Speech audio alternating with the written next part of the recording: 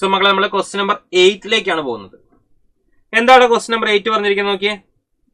When a non-volatile solute is added to a solvent, the vapor pressure of solvent decreases by 10 mm of Hg. The mole fraction of solute in the solution is 0.2. What would be the mole fraction of solvent if decrease in vapor pressure is 2 mm of Hg? എവിടെന്നാ question ചോദിച്ചിരിക്കുന്നത്? Solution എന്ന് പറഞ്ഞ ചാപ്റ്ററിൽ നിന്ന് ആണല്ലോ. Solution എന്ന് പറഞ്ഞ ചാപ്റ്ററിൽ നിന്ന് നമ്മുടെ relative lowering of vapour pressure എന്ന് പറഞ്ഞ കൺസെപ്റ്റിൽ നിന്നുണ്ടായിരുന്ന ക്വസ്റ്റ്യൻ ആയത്. അപ്പൊ എന്താ ക്വസ്റ്റ്യനിൽ പറഞ്ഞിരിക്കുന്നത്? ഒരു നോൺ വോളറ്റൈൽ സൊല്യൂട്ട് ഒരു സോൾവെന്റിലേക്ക് ആഡ് ചെയ്തിരിക്കുകയാണ്. അപ്പൊ എന്ത് ചെയ്തു? വേപ്പർ പ്രഷർ കുറഞ്ഞു. അപ്പൊ നിങ്ങൾക്ക് അറിയാവുന്ന കാര്യമാണ് ആക്ച്വലി എന്ത് ഇക്വേഷൻ പ്രകാരം നമ്മൾ പഠിച്ചിട്ടുള്ളത് എന്താടാ പറഞ്ഞേ? ഇക്വേഷൻ പ്രകാരം നമ്മൾ പഠിച്ചിട്ടുള്ളത് എന്താണ്? P0A minus PA by P0A is equal to chi B. Okay, or chi B എന്ന് പറയുന്നത് എന്തിനു തുല്യമാണ്? chi of solute.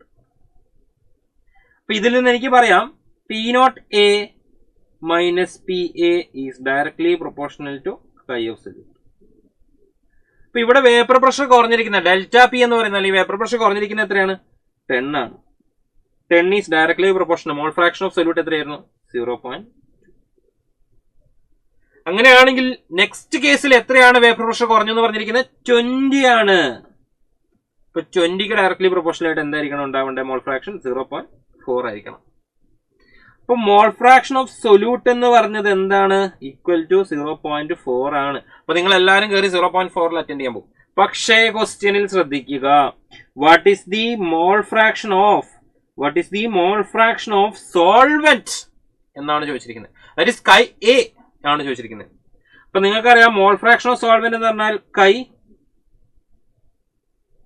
Of solvent is equal to 1 minus chi of solute അല്ലേടാ?